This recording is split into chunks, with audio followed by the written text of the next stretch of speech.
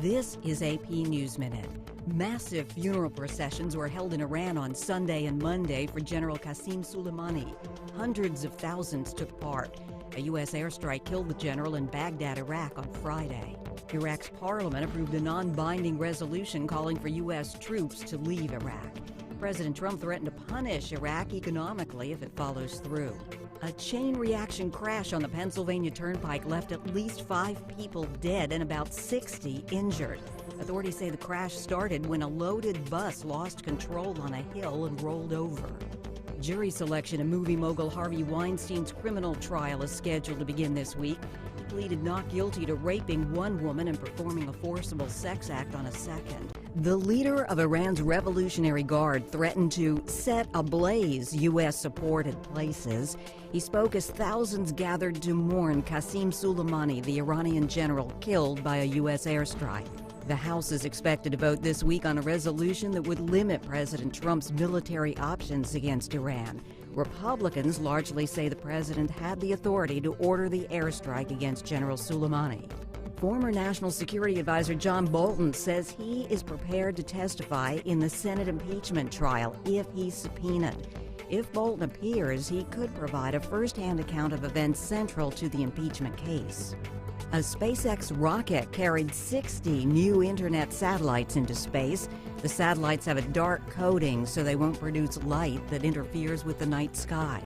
More than a dozen Iranian missiles were fired at 2 bases in Iraq housing U.S. troops amid rising U.S.-Iranian tensions. President Trump tweeted, "All is well," and said he will have a statement in the morning.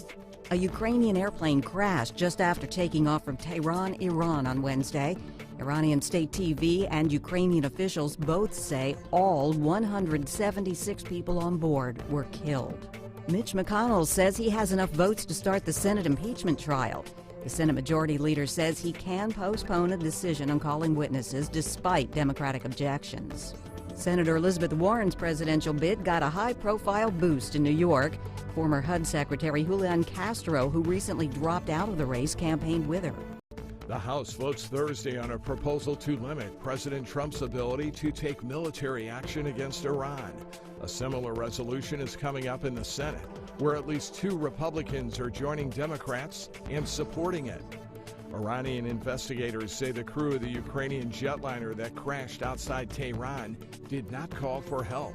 They say the plane did try to turn back before going down, killing all 176 people on board.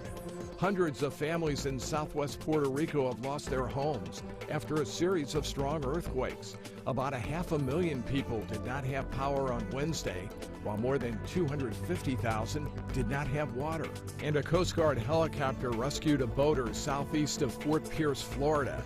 His 14-foot skiff apparently ran out of gas. The boat was towed back to shore. Iran invited Boeing to join the investigation of the plane crash that killed 176 people outside Tehran. The U.S., Canada, and Britain say it's highly likely that Iran mistakenly identified the plane as a threat and shot it down. President Trump says Iranian General Qasem Soleimani was looking at attacking a U.S. embassy. Vice President Mike Pence says Trump deserves credit for taking out a dangerous terrorist with a drone strike.